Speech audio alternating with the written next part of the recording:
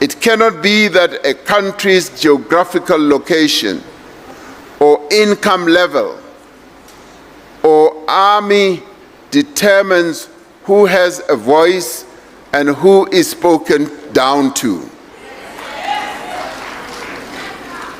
And it basically means that there should be no bullying of one nation by another nation. We are all equal. Listen, this is getting serious. Just hours before the G20 summit begins, we're watching a full-blown diplomatic crisis unfold between South Africa and the United States. White House Press Secretary Caroline Leavitt just dropped a bombshell, claiming the US won't participate in official talks and, get this, accused President Cyril Ramaphosa of running his mouth with false claims. Running his mouth. The United States is not participating in official talks at the G20 in South Africa. I saw the South African president running his mouth a little bit against the United States and the president of the United States earlier today, and that language is not appreciated. Let that sink in. This is how they're talking about an African head of state in 2025. Now, what sparked this? President Ramaphosa announced during an EU-South Africa press conference that the US had sent notice about their G20 participation. We have received notice from the United States, a notice which we are still in discussions with them over, about a change of mind about participating in one shape, form, or other in the summit. So the discussions are still ongoing. This comes really at the late hour before the summit begins. And so therefore we do need to engage in those types of discussions to see how practical it is and what it finally really means. In a way, we see this as a positive sign, very positive, because, as I've often said, boycott politics never work. It's always best to be inside the tent than being outside of the tent. The tent is the G20. All countries are here, and the United States, being the biggest economy in the world, needs to be here. So it's pleasing to hear that there is a change of approach, and so we are still discussing. But Washington fired back hard, not just denying this, but also attacking South Africa's decision to expand the summit's guest list. They're calling it basically the G100, claiming it dilutes the group's purpose.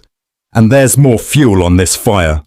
The US has been complaining loudly about South Africa's expanded guest list for the summit, calling it basically the G100. We have the G20 had become basically the G100 this past year, so it will be... But President Ramaphosa isn't backing down from his vision for this summit. Despite the American pushback and these inflammatory comments, he's moving forward with his plans. He just delivered a powerful speech ahead of the summit that's about to begin. Let's listen to what the South African president had to say.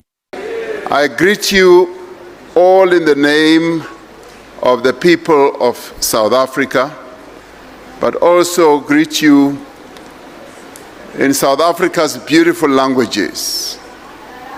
One of these greetings, Sanibonani in the Zulu language, typifies precisely what we are about. It literally means we see each other.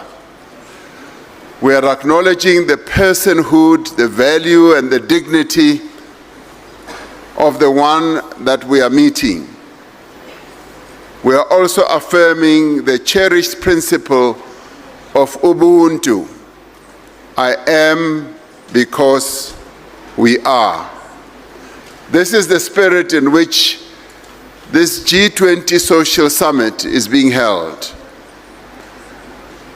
And it speaks very loudly to the proverb that we have on the African continent, that if you want to go fast, anywhere, go alone. But if you want to go far, go together. This is what we are doing. There are some who have dubbed what we are doing through the G20 summit by holding a number of other G meetings, which I'll speak about in a little while, that we are having a G100, a G1000, and that is true. We are having a G-million because we are about inclusiveness, bringing people together, and this summit is possibly the best of all the G summits that we are going to have. So I want to applaud you. I want to thank you all for being here, and I want to thank you for your contributions, which I hear have ended up with a beautiful declaration. Beautiful things are happening in South Africa.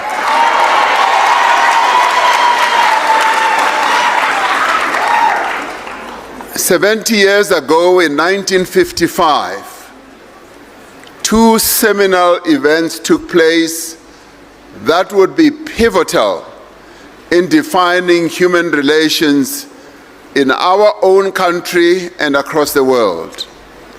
The first was the Asian African Conference in Indonesia, in an area called Bandung. It is now known, that meeting, as the Bandung Conference. At the time, a wave of independence was reshaping Africa and Asia.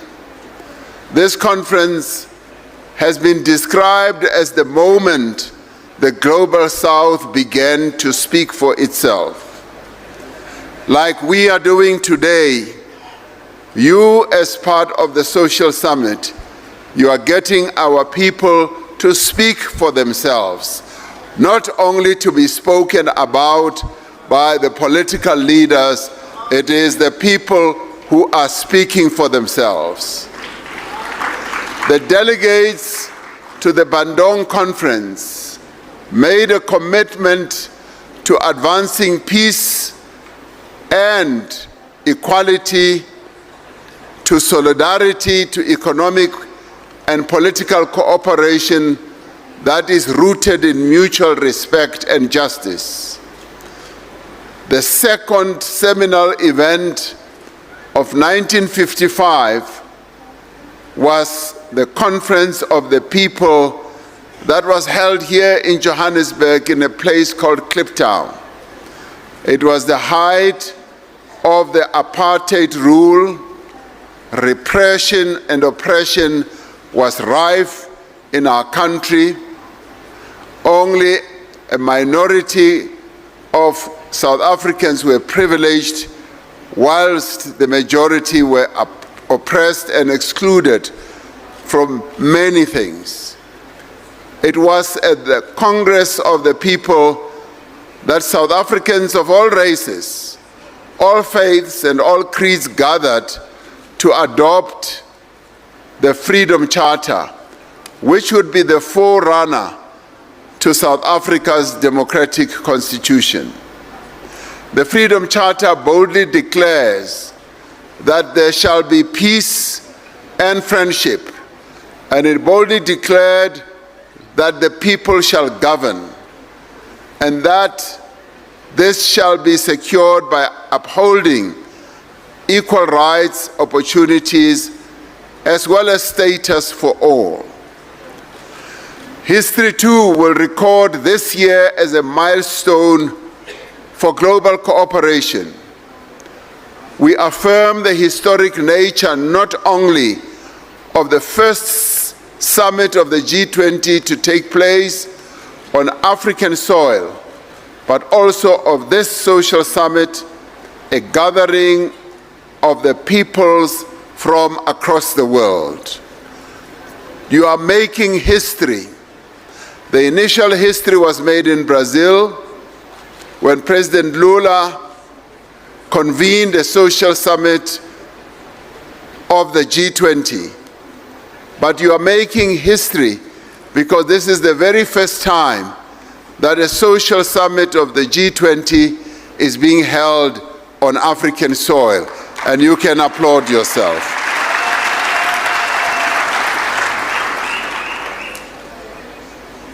Your summit is taking place at a time of great uncertainty around the world. Political polarization, global poverty, conflict and war, and the growing impact of climate change are threatening global development. Inequality in wealth distribution, imbalances in international development finance, and in disparities in access to financial resources are holding back our ability to meet the aspirations of the 2030 Agenda for Sustainable Development. As a continent, we are in tandem, striving to realize the aspirations of the African Union's Agenda 2063 to develop the Africa that we want. This is the second G20 Social Summit to take place since the concept was inaugurated by President Lula of Brazil. The breadth of representation and the depth of engagement is most impressive. I am told that there have been more than 100 meetings that you have been involved in engaging together. It is here in this room where we lay the groundwork for global action on the G20 priorities. We know that global action will be credible because it is informed by the voices of the people. South Africa's G20 presidency has been premised on ensuring the interests of developing economy countries that they must be elevated on the G20 agenda. We have sought to address poverty, inequality, and underdevelopment. Having taken the leaf from the focus that Brazil put on these issues, we decided too that we want to elevate these issues to a much higher level. We have worked to strengthen and to reform the international financial architecture, to democratize the systems of global governance, and to promote the right of all nations to development, to equality and dignity, and leaving no one behind. We have used our G20 presidency to reiterate the call for the world's leading economies to invest in sustainable development and in the conservation of the planet for future generations. We wish to congratulate Brazil for having hosted COP30, which is still going on, but also congratulate President Lula for having insisted that the rainforests, the tropical forests, must be protected. But for the decisions taken at the upcoming G20 Leader Summit to stand tall, to grow, to have credibility and legitimacy, they have to be nourished by strong roots. These roots are our civil society and community organizations, women's organizations, youth formations, academia, think tanks, business, labor, and grassroots formations that focus on, yes, gender issues, like the LGBTIQ community, like the disabled communities, like the unemployed people, they must therefore be rooted amongst those communities. We are fortunate to have secured the full and meaningful participation of all the formations in this summit, including, and by no means am I going to count them all, including the Women 20, the Youth 20, the Business 20, the Civil 20, the Labor 20, the Parliament 20, the Media 20, the Disability 20. Now you will have to tell me which one is left, because there are so many.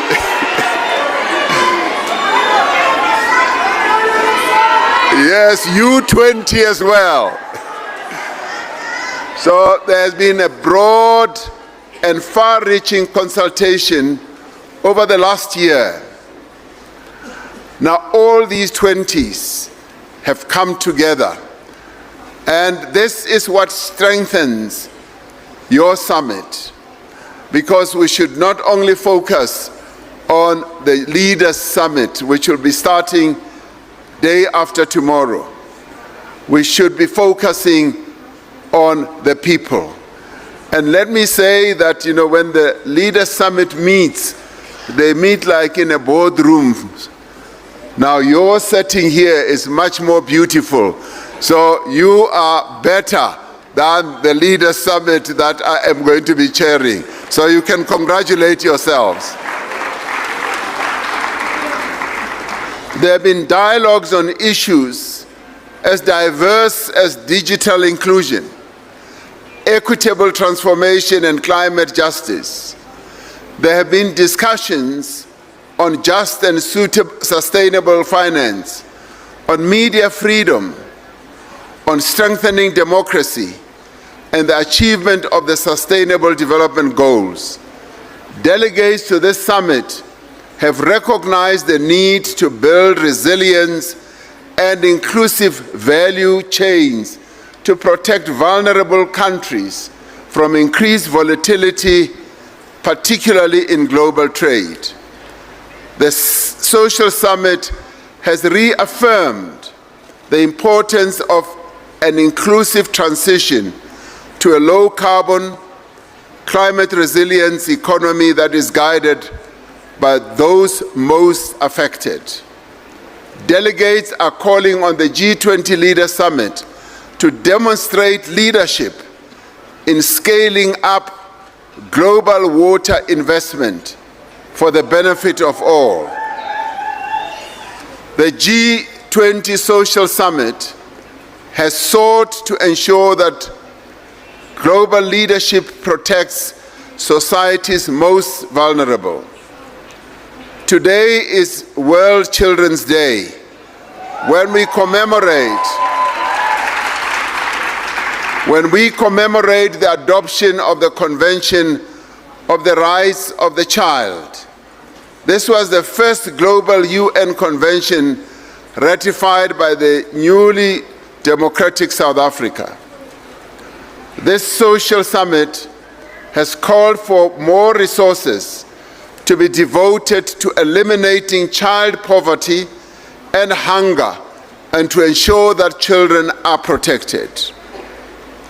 Our own government, having realized that in some parts of our own country there are challenges about child hunger, is going to be doing something quite significant to address the issue of hunger and poverty amongst vulnerable societies. We are going to be focusing on that. Progressive deliberations at this summit have culminated in the calls for greater political commitment to advancing young people's access to opportunities. It has called for the health and well-being of women and children to be prioritized, and for greater representation of women in all facets of society. Gone should be the days when women are relegated to the back of everything that happens in society. We should actually be saying, this is the century of women. Women must take their rightful place in playing a key role in the affairs of the world. As South Africa, we have lent our support to the Global Leaders Network for Women's, Children's and Adolescents' Health. As the Global Leaders Network, we are deeply concerned by the effects of the withdrawal of overseas development assistance on initiatives supporting health services, delivery, and health systems in many parts of the world. We are committed to work together to mobilize global health financing so that the most vulnerable are not further deprived of their rights to care. It was the great African revolutionary Thomas Sankara who said that there is no true social revolution without the liberation of women. And he continued to say, may my eyes never see and may my feet never take me to a society where half the people are held in silence. We cannot build societies rooted in equality unless those societies uphold the rights of women and girls. Sustainable societies are those that recognize, that value, and also compensate the labor and economic contribution of women. No society can thrive for as long as gender-based violence and femicide continues to be the agency of women that is denied. The violence perpetrated by men against women in many countries around the world erodes the social fabric of nations. It imposes a heavy burden that constrains development and weakens inclusive growth. Men and boys are critical partners in transforming harmful norms and advancing gender justice. They must be actively involved in challenging inherited attitudes, power imbalances, and social structures that normalize violence and silence survivors. Here in South Africa, we do have a challenge of gender-based violence, and the women of our country are crying out that they need much more focus on the issue of gender-based violence. They need protection, they need support, and they need assistance, largely from their government as well as from the men of South Africa. And it is for this reason that we've said, we, in recognizing the plight of our women, we're now going to classify gender-based violence and femicide as a crisis that needs to be addressed. We have agreed among all social partners that we need to take extraordinary and concerted action using every means at our disposal to end this crisis. The collective perspectives that have been expressed at this summit on all the issues and more will enable governments and decision makers to better understand people's practical lived experiences. They will be able to better understand what works and what doesn't work, and to